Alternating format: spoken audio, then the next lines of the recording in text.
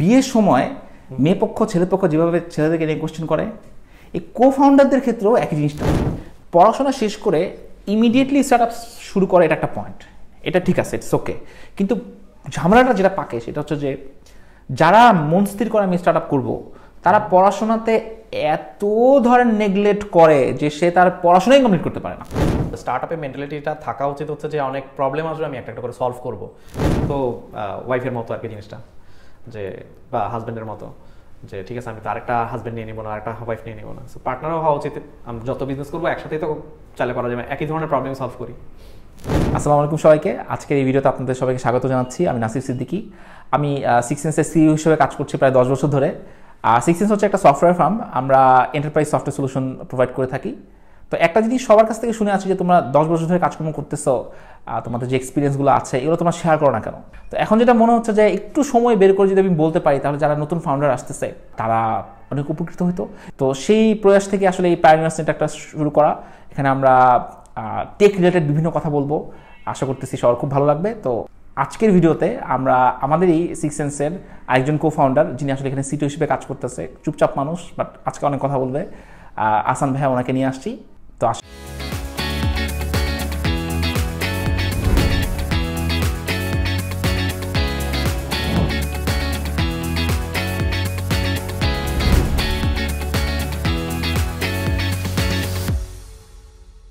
আসসালামু আলাইকুম। ওয়ালাইকুম আসসালাম। হাসান ভাই কেমন আছেন? আলহামদুলিল্লাহ ভালো আছেন? জি আলহামদুলিল্লাহ বেশ ভালো। যাক, মানে একটা কোশ্চেন নিয়ে আজকে সব এখানে আসলাম, সেটা হচ্ছে যে সবাই মাঝে মাঝে জিজ্ঞেস করে যে আমরা তো কাজ করতেছি অলমোস্ট 8 বছর ধরে একসাথে, যে কিভাবে রাইট কো ফাউন্ডার পাইতে হয়। তো এটা নিয়ে আমি একটা কথা বলতেছিলাম ভাইয়াকে, সেটা হচ্ছে যে আমার মতে মানে কো ফাউন্ডার পাওয়া অনেকটা লাইফ পার্টনার পাওয়ার মতন একটা ব্যাপার, যদিও অনেকে অ্যাগ্রি করে না। আমি মানুষকে বিয়ে দিতে খুব পছন্দ করি। হ্যাঁ, বিয়ের সময় মেয়ে পক্ষ ছেলে পক্ষ যেভাবে ছেলেদেরকে নিয়ে কোশ্চেন করে, এই কো ফাউন্ডারদের ক্ষেত্রেও একই জিনিসটা হয়। আমি আপনাকে একটা এক্সাম্পল দিই। কয়েকদিন আগে আমার কাছে একজন আসছে আমার অফিসে, তো অনেক কিছু বলতেছে, আমি দেখলাম না তার পয়েন্ট অফ ইন্টারেস্ট সে সাথে আমার পরিচিত আরেকজনের পয়েন্ট অফ ইন্টারেস্ট ভয়ঙ্করভাবে মিলে যেতেছে। তো দ্বিতীয়জন যে সেও আমার কাছে আসলো কয়েকদিন পরও, সেও একটা স্টার্ট করতে চাচ্ছে এবং তার পয়েন্ট অফ ইন্টারেস্টের সাথে প্রথম জনেরটাও মিলে যাচ্ছে, কিন্তু কেউ কাউকে চিনে না। তো এখন আমি যখন দুজনকে ইন্ট্রোডিউস করার চেষ্টা করতেছি, তখন দুজন কোশ্চেন করতেছে, ভাইয়া তার বাসা কোথায়, তার বাবা কি করে। আমি জিজ্ঞেস করছি, আচ্ছা ভাই তুমি বিজনেস করো, তার বাবা কি করে, এটা দিয়ে তোমার কি লাভ? আমার মনে পড়তেছে আমি যখন মানে ফার্স্ট আঙ্কেলের সাথে দেখা করছিলাম, হইতেই পারে এটা। মানে হ্যাঁ, স্বাভাবিকভাবে আমরা মানে একটা কাজ করছিলাম, সেটা হচ্ছে যে আমরা বিজনেস যখন স্টার্ট করতেছি তখন আমরা মেক শিওর করছি আমাদের ফ্যামিলি ইনভলভড। হ্যাঁ, যে আমার বাবা, ওনার একটা কমেন্ট খুব গুরুত্বপূর্ণ, যে তুমি যার সাথে এর পরে লম্বা সময় স্পেন্ড করবা তাকে তো আমার অ্যাপ্রুভ করতে হবে। আসলে কিন্তু কথা তাই, দেখেন বিয়ের ক্ষেত্রে কিন্তু সেটা হচ্ছে, আমি যখন বিয়ে করছি বিয়ের ক্ষেত্রে ঘটনা একই ঘটছে। হ্যাঁ, তো যাই হোক, আমরা মেইন গল্পে ফেরত আসি যে আমরা আসলে 8 বছর ধরে কাজ করতেছি। আমরা আসলে কিভাবে একসাথে হয়েছি এই গল্প, মানে আমাদের টিমও জানেন অনেকে। তো আপনি বলবেন নাকি আমি বলবো? বলেন। আপনি বলেন। আর স্পেশালি তো বর্তমান টিম একদমই জানে না, আগের টিমরা হয়তো অনেক কিছুই দেখছে। আচ্ছা, আমরা 2016 সাল না 17 সাল ছিল, যে ডিসেম্বরে 16 সালের ডিসেম্বরে আমরা প্রথম একবার একসাথে মিট করলাম। সেটা হচ্ছে যে 16 সালের ডিসেম্বরের 11 তারিখ। দেখেন আমার এখনো মনে আছে। দেখো একটা জিনিস কিন্তু ইম্পর্টেন্ট, যে এর আগ পর্যন্ত আমরা কখনো ফেস টু ফেস মিট করিনি। প্রায় আমরা হয়তো 1 বছর ধরে অনলাইনে অনেক লম্বা সময় ধরে কাজ করে আসছি, কিন্তু দেখা গেছে ওটাই আমাদের প্রথম মিট করা। তো আমাদের মিটটা কিভাবে হয়েছে? মিটটা হচ্ছে যে আমাদের একজন মিউচুয়াল ক্লায়েন্ট, হ্যাঁ, তো আমাদের একজন মিউচুয়াল ক্লায়েন্টের মাধ্যমে আমাদের মানে একটা প্রজেক্টে কাজ করতে হয়েছে। আমি আর্কিটেকচার নিয়ে কাজ করি, যে আমার পয়েন্ট অফ ভিউ থেকে যে আর্কিটেকচার আমি ভাইকে দিয়ে দিই, ভাইয়া সেটাই সলভ করে ফেলে। এবং পরে আমি দেখলাম যে এইভাবে একজন একজনকে বিপদে ফেলে লাভ নাই। আমরা একটা কাজ করি যে আমরা দুজন যদি একসাথে কাজ করি, মানে একসাথে কাজ বলতে এই প্রজেক্টে যদি একসাথে কাজ করি, যে ভাইয়া আসেন আমরা দুজন মিলে বুঝি কোনটা ভালো হয়, তাহলে আলটিমেটলি আমাদের দুজনের জন্য সুবিধা হয়, সময় কম লাগে। তো সেখান থেকেই আমাদের আসলে ফার্স্ট পরিচয়। অ্যাকচুয়ালি তো মানে প্রথম থেকে দেখা গেছে আমরা একজন আরেকজনকে পছন্দ করতাম না, কারণ উনি ডিজাইনে কাজ করতাম, আমি ডেভেলপমেন্টে কাজ করতাম।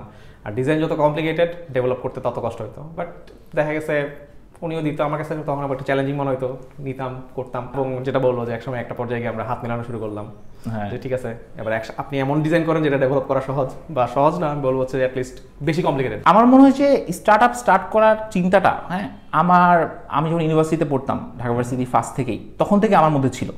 আমি সবসময় মনে মনে এমন একজন কো ফাউন্ডার খুঁজতেছিলাম যে কোডিং পারে। আইল বি অনেস্ট।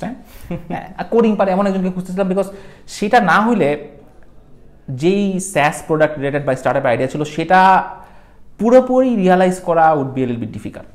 কিন্তু আসাম ভাই কি, মানে আসাম ভাই কেন আমার সাথে কাজ করলেন?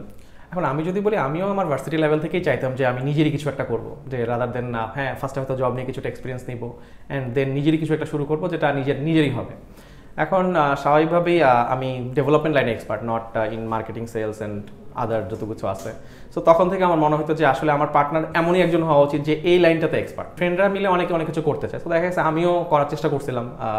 দেখা গেছে আমরা সবাই একভাবেই চিন্তা করি, সবাই সফটওয়্যার ডেভেলপমেন্ট লাইনের মানুষ ছিলাম। সো সেটা দেখা গেছে খুব একটা ওয়ার্ক করেনি।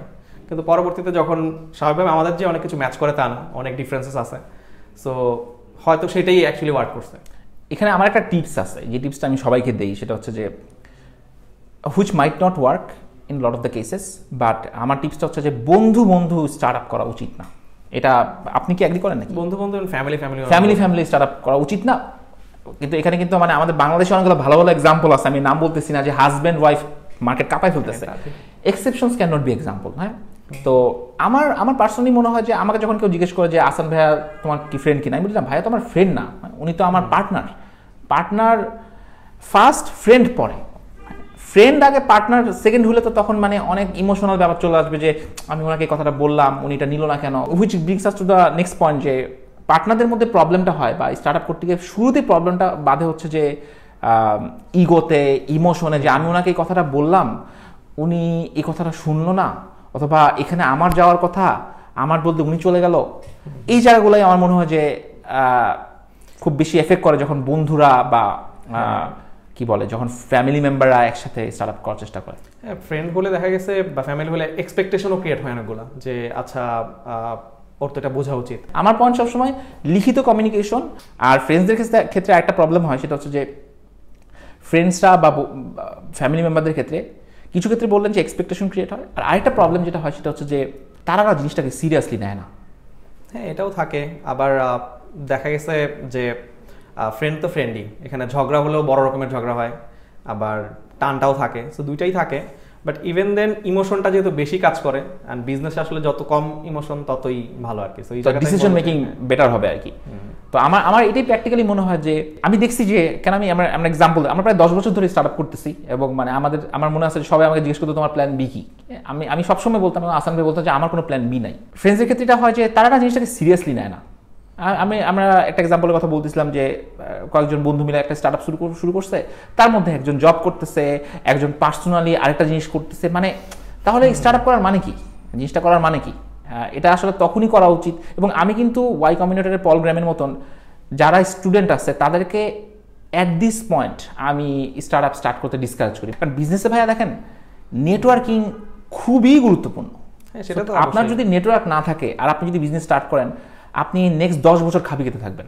হ্যাঁ, তা তো অবশ্যই। একটু নেটওয়ার্ক না থাকলে মানে আলটিমেটলি তো নেটওয়ার্কের মাধ্যমে আমরা হয়তো সেল করতে পারবো বা গ্রো করতে পারবো। সো নেটওয়ার্ক না থাকলে এটা হবে না। বাট আমি হয়তো পুরোপুরি ডিসকারেজ করবো না যে একটা স্টুডেন্ট, কারণ আমি একসময় চিন্তা করতাম যে আমি স্টুডেন্ট, সমস্যা নাই, হ্যাঁ 2-1 বছর এক্সপিরিয়েন্স নিয়ে নিছি, এরপর শুরু করছি। বাট স্টুডেন্ট হওয়ার মানে তার স্টাডি শেষ করার পরই অ্যাকচুয়ালি বিজনেস শুরু করা যেতে পারে। এক্ষেত্রে হয়তো রিস্কটা একটু কম থাকে, কারণ হচ্ছে এটাও সেটা পয়েন্ট, সে তখন ম্যারিড না, তখন তার রেসপন্সিবিলিটি খুব একটা বেশি থাকে না। জাস্ট মাত্র পড়াশোনা শেষ করছে, এতদিন পর্যন্ত ফ্যামিলিকেও সাপোর্ট দিতে হয় না, এখনও দিতে হচ্ছে না। সো সেটা যদি না থাকে, ইন দ্যাট কেস হয়তো শুরু করা যেতে পারে। কিন্তু যদি আমার ফ্যামিলিকেও সাপোর্ট দিতে হয়, ইন দ্যাট কেস জিনিসটা রিস্ক হয়ে যায়। কিন্তু এখানে ভাই আমি আপনার সাথে একটা পয়েন্ট বাড়াবো, সেটা হচ্ছে যে পড়াশোনা শেষ করে ইমিডিয়েটলি স্টার্ট আপ শুরু করে, এটা একটা পয়েন্ট, এটা ঠিক আছে, ইটস ওকে। কিন্তু ঝামেলাটা যেটা পাকে সেটা হচ্ছে যে যারা মন স্থির করে আমি স্টার্ট আপ করবো, তারা পড়াশোনাতে এত ধরনের নেগলেক্ট করে যে সে তার পড়াশোনাই কমপ্লিট করতে পারে না।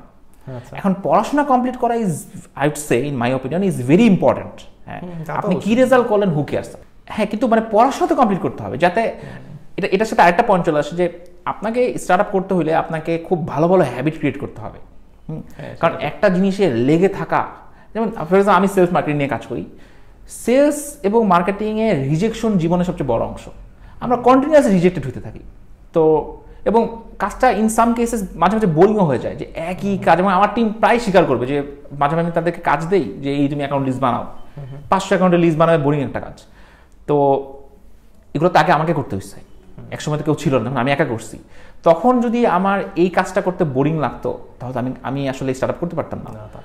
তো যেই স্টুডেন্ট ক্লাসে যাওয়ার মতন অথবা পরীক্ষায় 2 লাইন লেখার মতন বোরিং বলবো না, অনেক টিচাররা শুনবে হয়তো বা, but at least to some extent মানে এই কনভেনশনাল জিনিসগুলো করতে পারে না, তারা তো পরবর্তীতে সাফার করবে না। হ্যাঁ, তা তো অবশ্যই করবে। অ্যান্ড আমার মনে হয় তাদের ক্ষেত্রে স্টার্ট আপ এখনই দিব ওই কারেজটা হয়তো থাকে না। ঠিক আছে, যে এখন ফাঁকিবাজি করা এবং ভালো রেজাল্ট নিয়ে বের হওয়া, এটার সাথে আমি বলবো যে স্টার্ট আপের ডিরেক্টলি কোনো কানেকশন নাই। স্টার্ট আপের বিষয়টা হচ্ছে যে আমি যদি এটা করতে চাই আমাকে এটার মধ্যে লেগে থাকতে হবে, অ্যান্ড এর মধ্যে অনেক বাধা আসবে, ওটার মধ্যেও লেগে থাকতে হবে। এখন ওই যেটা বললাম যে আমার ফ্যামিলিকে সাপোর্ট দেওয়া বা আমার আদার্স যদি কিছু জিনিস থাকে যেটার জন্য আমি হয়তো সামনে গিয়ে কন্টিনিউ করতে পারবো না, in that case start up actually immediately শুরু করা উচিত না। যারা ধরেন ইন্টেলিজেন্ট মানুষ সাধারণত, আচ্ছা, বা ইন্টেলিজেন্ট আমি বলবো না, যারা ধরেন অ্যাম্বিশাস বা স্টার্ট আপ করতে চায়, তারা একটা প্রবলেম সবসময় করে, সেটা হচ্ছে তারা অনেক বড় মার্কেটে অনেক বড় প্রবলেম সলভ করতে চায়। এটা আমরা সবসময় দেখে আসছি। যেমন ধরেন আমি একটা এক্সাম্পল, ধরেন বাংলাদেশে একটা বড় প্রবলেম কি, যে যারা ফেসবুক মার্কেটিং করবে, গুগল মার্কেটিং করবে অথবা বিভিন্ন স্যাস টুল কিনবে, তাদেরকে ডলার পারচেস করতে হয়। তো ডলার পারচেস করাটা কিন্তু বাংলাদেশে অনেক বড় একটা ঝামেলা। আপনাকে ব্যাংকে যাইতে হবে, পাসপোর্ট নিতে হবে, অনেক ঝামেলা। আপনি চিন্তা করেন যে আমি ডলার পারচেসের ঝামেলাকে সলভ করবো, বিশাল বড় প্রবলেম। কোন একটা স্টুডেন্ট যদি এমন একটা প্রবলেম, বা স্টুডেন্ট আমি বলবো না, যে কেউ যদি এমন একটা প্রবলেম সলভ করার চেষ্টা করে যে প্রবলেমটার সাথে সে কানেক্টেড না, তাহলে ফেলিয়ার রেট অ্যাকচুয়ালি আপনি ওয়াই কম্বিনেটর দিকে তাকান অনেক হাই, ওরাই বলে অ্যাকচুয়ালি। সো আমি সবসময়, আমি যেমন কয়েকদিন আগেই আমি একজনের সাথে কথা বলতেছিলাম, তো আমি খুব অবাক হইলাম যে উনি একটা স্টার্ট আপ আইডিয়া নিয়ে কাজ করতেছে। পরে আমি ব্যাকগ্রাউন্ড ঘাটতে গিয়ে দেখি যে উনি এমন একটা আইডিয়া নিয়ে কাজ করতেছে যে আইডিয়ার রিলেটেড ফিল্ডে উনি ধরেন 10 বছর ধরে কাজ করতেছে। তখন আমি তখন মানে আমাকে যদি এখন কেউ জিজ্ঞেস করে যে আপনি কি ইনভেস্ট করবেন কিনা, যদিও আমি ইনভেস্টর না, আমি বলবো অবভিয়াসলি আমি করবো, বিকজ আমি জানি যে উনি এত বছর ধরে কাজ করতেছে, উনি অবভিয়াসলি এটাতে খুব ভালো করবে। স্টার্ট আপের কনসেপ্টেই হয়তো এরকম যে আমি একটা প্রবলেম সলভ করতে নামলাম, প্রবলেম ওটা সলভ করতে গিয়ে আরো 1000টা প্রবলেম দেখে আমি ওই প্রবলেমগুলো সলভ করা শুরু করলাম, দেন হয়তো ওইগুলো হিট হলো, এটা হিট হয় না। এটা রাইট পয়েন্ট, এটা আমি আসলে সবসময় আমি পার্সোনালি ফিল করি যে একটা আইডিয়া নিয়ে বা একটা প্রজেক্ট নিয়ে কাজ করার সময়, আমি টিমকে সবসময় বলি, একটা প্রজেক্ট নিয়ে কাজ করার সময় বা আইডিয়া নিয়ে কাজ করার সময় after a certain period of time ওই আইডিয়াটাই ডিকটেট করবে মার্কেটকে বা তোমার মানে কাজকে। যেমন আমার বাচ্চার ক্ষেত্রে, কারণ বাচ্চা যখন 2-3 বছর পর্যন্ত ছিল তখন তাকে কিছু একটা বলা যেত, যখন আরেকটু বড় হয়ে গেল তার নিজেরই একটা আইডিয়া আসছে যে না, সে লাল জামা পরবে না, সে সবুজ জামা পরবে না, সে এটা খাবে না। আমি আরে ভাই, তুমি কিছুদিন আগে পর্যন্ত কিছু করতেই পারতা না, এখন তোমার এত ইচ্ছা কেন? তাহলে টেক স্টার্ট আপ যারা করতে চাচ্ছে তারা যদি কো ফাউন্ডার সার্চ করতে চায়, তাহলে আমার মতে প্রথম পয়েন্ট থাকা উচিত যে তারা যাতে একই মেন্টালিটির হয়, একই স্কিল সেট হওয়ার প্রয়োজন নাই, হ্যাঁ, একই ফ্যামিলি ব্যাকগ্রাউন্ড হওয়ার প্রয়োজন নাই, একই জায়গার হওয়ার প্রয়োজন নাই, একই দেশের হওয়ার প্রয়োজন নাই, একই জেন্ডারের হওয়ার প্রয়োজন নাই অবশ্যই, কিন্তু একই মেন্টালিটি হওয়া আমার মনে হয় প্রয়োজন আছে এখানে। হ্যাঁ, অবশ্যই মেন্টালিটি তো সেম হইতে হবে, and at the same time continuously মানে জিনিসের উপর কাজ করতে হবে। হ্যাঁ, এটা অবশ্যই ঠিক। আপনি আমাদের মানে কো ফাউন্ডার ইয়ে কথা বলতে পারেন যে আমরা যে মিট করতাম প্রতি বৃহস্পতিবার। হ্যাঁ, বৃহস্পতিবার। সো আমরা যেমন একদম শুরু থেকে কন্টিনিউয়াসলি প্রায় মনে হয় 4-5 বছর, হ্যাঁ 4-5 বছর কন্টিনিউয়াসলি এভরি থার্সডে আমরা নর্থ এন্ডে গিয়ে বসতাম, বিকজ প্রচুর বসতে হবে, কথা বলতে হবে, প্রবলেম হলে শেয়ার করতে হবে যাতে আরেকজন ইমপ্রুভ করতে পারে। সো দুইজনই যদি দুই সাইড থেকে কাজ করে যাই তাহলে হয়তো অনেক প্রবলেম আসবে যেগুলো সলভ করা যাবে, কিন্তু দুইজনই যদি ওই যে আনরিয়ালিস্টিক এক্সপেকটেশন নিয়ে বসে থাকি তাহলে হয়তো জিনিসটা। কিন্তু ভাই এখানে একটা জিনিস আমি দেখি যে ধরেন আমি অনেকগুলো কো ফাউন্ডার মানে অনেকগুলো স্টার্ট আপ চিনি, যাদের কো ফাউন্ডাররা ধরেন তাদের রিলেশনটাকে একটা বিজনেস রিলেশন হিসেবে ট্রিট করে। যে ধরেন আমি আপনার সাথে অফিসে আসছি, এতটুকু দেখা হয়েছে, আপনার সাথে আমার কাজ শেষ, আমি টাটা বাই বাই।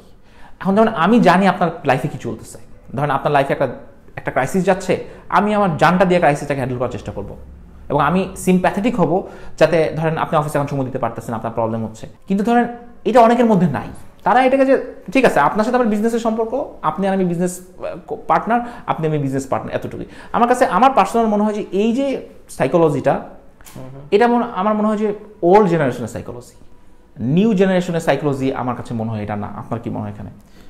এখানে আমি বলবো হচ্ছে যে যেটা বললেন যে একটা বন্ডিং তৈরি হওয়াটা, এটা স্টার্ট আপে খুবই গুরুত্বপূর্ণ। স্টার্ট আপ বলতে আমরা যেটা বললাম একটু যে প্রবলেম সলভ করা, ঠিক আছে, ওগুলো ঠিক আছে, বাট একটা জিনিস স্ক্র্যাচ থেকে শুরু করে একদম শুরু যেখানে কিছু ছিল না, সেখানে দুইজন একসাথে হয়ে একটা জিনিস শুরু করে একটা জিনিস স্ট্যাবলিশ করা, সেই ক্ষেত্রে এই বন্ডিংটা অনেক ইম্পর্টেন্ট।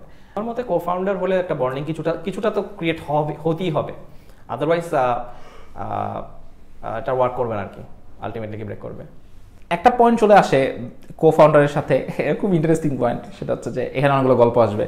সেটা হচ্ছে যে কো ফাউন্ডারদের কতটুকু টাকা নিয়ে নামা উচিত। মানে ধরেন একজনের কাছে ধরেন 15 লাখ টাকা সেভিংস আছে, সে কি তার 15 লাখ টাকা এন্টায়ার সেভিংসে নেওয়া উচিত? এন্টায়ারলি আমি বলবো না যে নামা উচিত, বাট আলটিমেটলি আমি যদি একটা স্টার্ট আপ করতে চাই, আমার আইডিয়াটার উপর বিশ্বাস করতে হবে, এখন এটাকে আমার ওয়ার্ক করাইতে হবে, এখন এটা ওয়ার্ক করাইতে হলে আমার যা করণীয় তাই করতে হবে। এখন ফান্ড আমার যদি নাও থাকে, আমাকে ফান্ড ম্যানেজ করতে হবে। সো স্টার্ট আপ বা এন্টারপ্রেনার হলে মেন্টালিটিটা এরকম হইতে হবে আর কি, আমার কাছে টাকা নাই, আমি টাকা ম্যানেজ করব।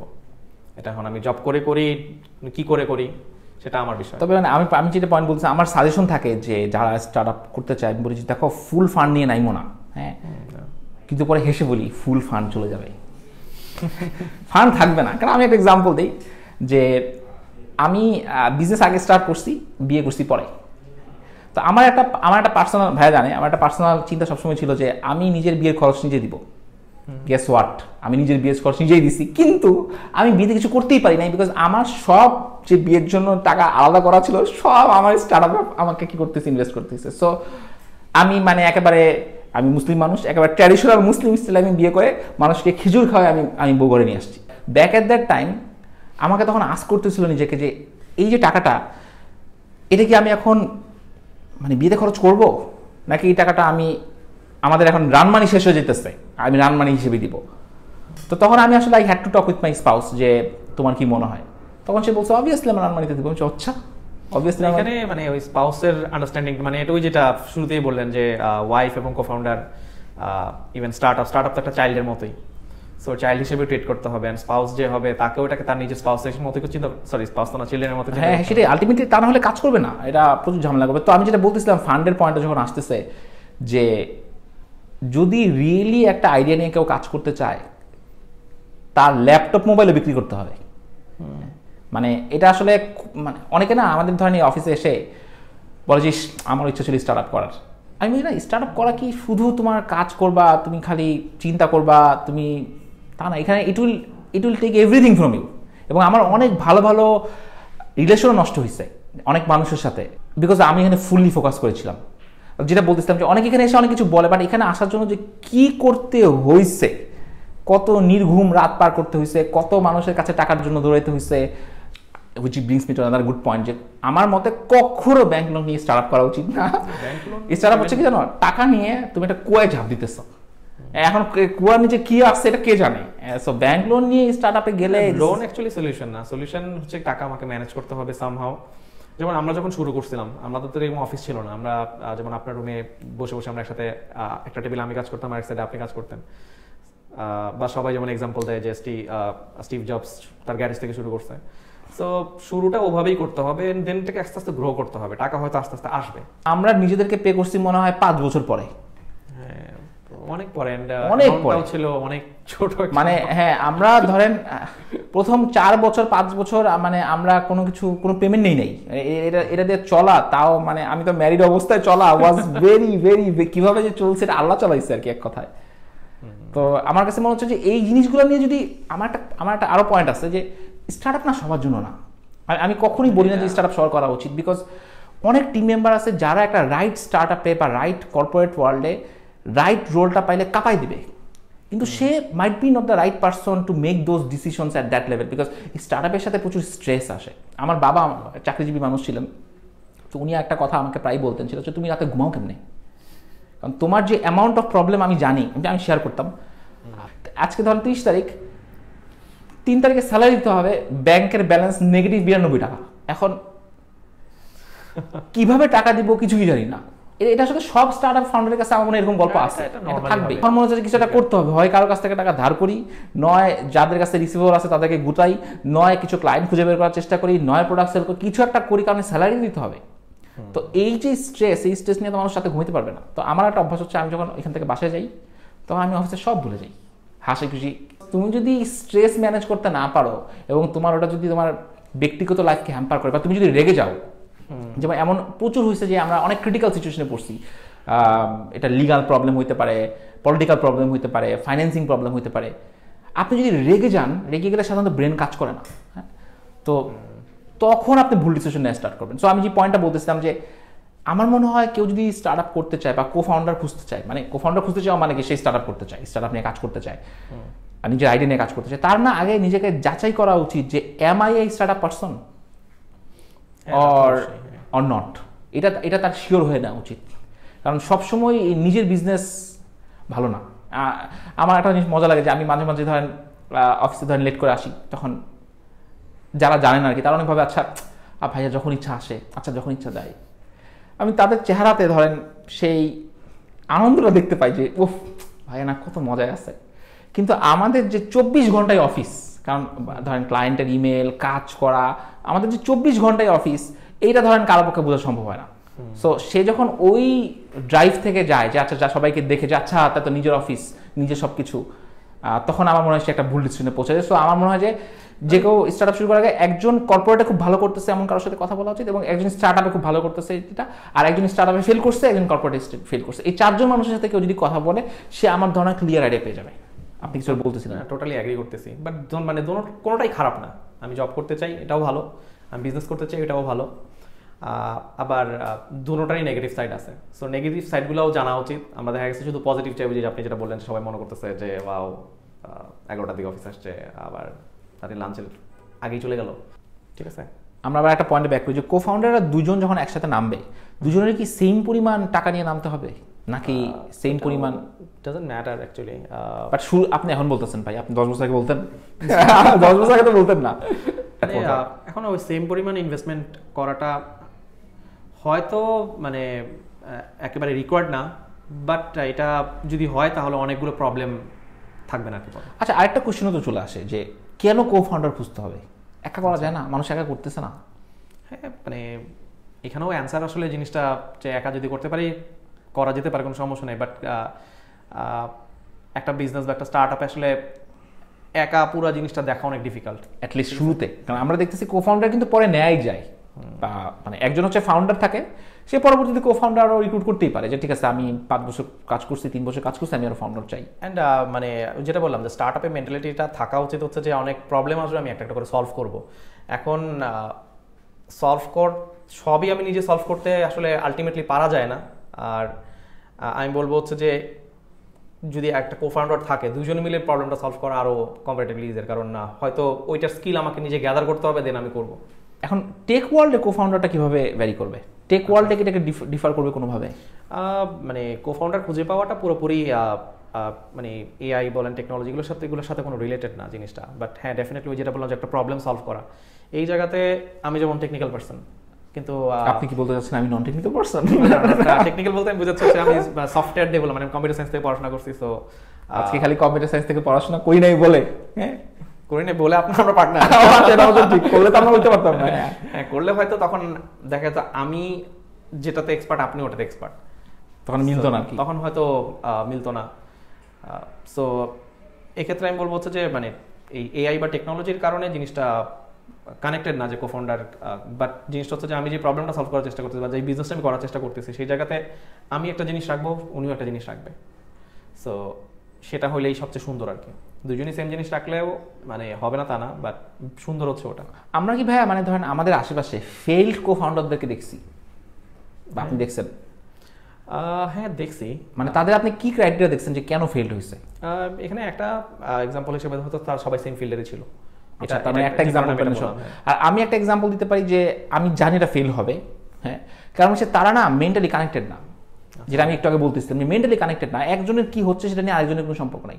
থার্ড আর একটা পয়েন্ট আমার মনে হয় যে ফেল স্টার্ট আপের বৈশিষ্ট্য হচ্ছে যে আপনার পার্টনার যদি ক্রমাগত বিভিন্ন জায়গায় আরেকটা পার্টনার করতে থাকে, তখন মানে you can be pretty sure at least at the very beginning, যারা 10-15 বছর ধরে করতেছে, যারা মানে লেজেন্ড এই মার্কেটে, বা তাদের কথা তাদেরকে নিয়ে বলার মতন আমার মনে হয় মানে সামর্থ্য আমাদের নেই, সেটা আমরা বলতেছি না। বাট যারা স্টার্ট করতেছে একটা জিনিসকে এস্টাবলিশ করার আগে যদি মুভ করে একটাতে যায়, আইডিয়া মুভ করুক হুইচ ইজ ওকে, বাট যদি পার্টনার মুভ করতে থাকে, but this is another area যেখানে আমার মনে হয় যে সতর্ক হওয়ার একটা বড় অঞ্চল আসে। তা তো অবশ্যই, মানে এটা ওই যে আপনি সবসময় যেহেতু সবগুলো বিয়ের সাথে কানেক্ট করতেছি, এখানে তো ওয়াইফের মতো আর কি জিনিসটা, যে বা হাজব্যান্ডের মতো, যে ঠিক আছে আমি তো আরেকটা হাজব্যান্ড নিয়ে নিবো না, আরেকটা ওয়াইফ নিয়ে নিবো না। সো পার্টনারও হওয়া উচিত। আমি যত বিজনেস করবো একসাথেই তো চালে করা যাবে, একই ধরনের প্রবলেম সলভ করি। আসলে বিজনেসে মানে স্টার্টআপের এই প্রবলেমগুলোই যদি কেউ সলভ করতে পারে এবং সলভ করার জন্য কাউকে পাশে পায়, মানে I would say that is the right approach. আর মানে কাজ করতে হবে, যে ওই যে কথা বলে না যে স্বাধীনতা অর্জন হচ্ছে রক্ষা করা অনেক কঠিন। সো এখানে হ্যাঁ পার্টনার আমি পেয়ে গেলাম, খুব ভালো পার্টনার, কিন্তু এরপর এটার উপর যদি কাজ না করি, মানে কাজ করা বলতে বোঝাচ্ছি যে দুইজনকেই এফোর্ট দেওয়া, দুইজনকেই এফোর্ট বলতে হচ্ছে রিলেশনশিপটার উপর এফোর্ট দেওয়া, যে আমি ওনাকে বুঝবো, উনিও আমাকে বুঝবে, অ্যান্ড আমিও আমার কাজ সুন্দরভাবে করবো, উনিও ওনার কাজ সুন্দরভাবে করবে। সো এই এফোর্টটা যদি না আসে আলটিমেটলি এটা মানে ব্রেক করবে আর কি। আমরা যদি ধরেন বাংলাদেশের দিকে তাকাই, ধরেন গত 20 বছরে 20 বছর মানে 2000 ধরেন আচ্ছা দান 2005 সাল থেকে 2005 সাল থেকে শুরু হওয়া বিজনেস এখন পর্যন্ত টিকে আছে। 5 সালের পরে শুরু হওয়া যে কোনো বিজনেস এখন পর্যন্ত টিকে আছে, যেখানে মানে একের অধিক ফাউন্ডার, মানে 2জন ফাউন্ডার ছিল, কো ফাউন্ডার ছিল। এরকম বিজনেসগুলো স্টাডি করা আমার মনে হয় যারা স্টার্ট করতেছে ওর জন্য খুব ভালো হবে। তাহলেই এনাফ, বিকজ তারা 10 বছরের উপর ধরে অপারেট করতেছে বা 10 বছর ধরে অপারেট করতেছে, তারা কি কি প্রবলেম ফেস করছে, কি প্রবলেম ফেস করছে এটা বোঝা যাবে, বিকজ এটা পরিমাণটা আসলে খুব বেশি না। আর আমরা মনে করি ইনফরমেশনগুলো আসলে পাওয়া যায় না, অ্যাকচুয়ালি এগুলো নেট সার্চ করলে অনেক কিছু পাওয়া যায়। তো আমরা মনে হয় একদম শেষের দিকে চলে আসছি কথা বলতে বলতে। তো শুরুর দিকে কোনো স্টোরি শেয়ার করবেন নাকি, যে একদম শুরুর দিকে স্টোরি, যখন ধরেন আপনাকে কখনো মানে আপনি বলেন আপনি কিছু বলতে গেছিলেন। দেখা গেছে আপনি বাইক নিয়ে আসতেন, আমার বাইকে করে বিভিন্ন জায়গায় যেতাম। সো আমরা প্রথম গেছিলাম মনে হয় ওই একটা সেমিনারে, হ্যাঁ স্টার্টআপ সেমিনারে গেছিলাম, স্টার্টআপ সেমিনারে ছিল। সো ওই সেমিনারটাতে গিয়ে অ্যাকচুয়ালি আমরা মানে, এবং ওই সেমিনারে আপনি করি, ওই সেমিনারে আমাদের রকমারি সোহাগ ভাই কথা বলতেছে, আমি এটা এখন বলতেছিলাম আমি বলতেছিল হচ্ছে যে ওনারা 3জন ফ্রেন্ড ছিল, তখন সোহাগ ভাই বলতেছিল হচ্ছে যে আচ্ছা তোরা লাস্ট কবে প্রজাপতি দেখছিস? তো 3জনই বলতেছে হচ্ছে যে না দেখি না অনেকদিন। তো তখন উনি বললো যে আজকে প্রজাপতি মানে দেখবি, তুই আজকে দেখবি, ঠিক আছে, কিছু এক্সট্রা করতে হবে না, জাস্ট দেখবি। তো তখন লাস্টিকে দেখা গেছে 3জনই কোনো না কোনোভাবে দেখছে, কেউ হয়তো রাস্তায় দেখছে, কেউ হাঁটতে হাঁটতে দেখছে, বাট দেখে ফেলছে। তো পয়েন্টটা ছিল হচ্ছে যে আমরা হয়তো ফোকাস করি না আর কি বিষয়টাতে, যেটা আমরা খুঁজি না আর কি। হ্যাঁ যেটা আমরা খুঁজি না, আলটিমেটলি হয়তো আমাদের আশেপাশেই থাকে কিন্তু আমরা দেখি না। সো এই ধরনের অনেকগুলো স্টোরি অ্যাকচুয়ালি আমাদেরকে অনেক টাচ করছিল ওই সময়। আসলে মানে কো-ফাউন্ডারের সাথে এত মানে ঝামেলা কমপ্লিট করতে হবে যে সে যদি মানে তার সাথে যদি আন্ডারস্ট্যান্ডিং ঠিক না থাকে, it will B a really difficult journey for anyone. এবং তার তখন মনে হবে যে তার সাথে না থাকলেই ভালো, অন্য জায়গায় থাকে। সো সবাই আসলে বলে যে রাইট পার্টনার পাওয়া খুব ডিফিকাল্ট। তো আমি বলবো যে আপনি কি একজন রাইট পার্টনার কিনা। আপনি যদি নিজে মনে করেন যে আমি একজন রাইট পার্টনার, দেন আপনার রাইট পার্টনার আপনি পেয়ে যাবেন। সেটা আসলে যারা বিয়ে করতে চান তাদের ক্ষেত্রে বলতে চান। যাক, খুব মজা হলো। আমার এখন মনে আসতেছে আমাদের ফার্স্ট হায়ারগুলোর গল্প, যেটা নিয়ে আমরা হয়তো আরেকদিন কথা বলবো। আজকে এটা তো ঢুকলে আর শেষ হবে না। First hire, second hire, hiring, first office. এবং আমরা যখন ধরেন অফিস কোর্স নিছি তখন মানে আমাদের যে কত হেজিটেশন ছিল, বা তাও নিছি। যেমন একজন ধরেন নতুন জয়েন করতে আসতেছে বা ইন্টারভিউ দিতে আসতেছে, আমাদের পাশের ফ্ল্যাটে মহিলা ইলিশ মাছ দরদাম করতেছে, চিলাচিলি করতেছে। সো এটা এখন কেউ কল্পনা করতে পারতেছে না, but back at that time মানে দিস ওয়াজ রিয়েলি ডিফিকাল্ট। তো যাক, এগুলো নিয়ে আমরা পরে একবার কথা বলবো না। যাক, খুব ভালো লাগলো আজকে লম্বা একটা সময় কথা বলে। আমারও খুব ভালো লাগলো।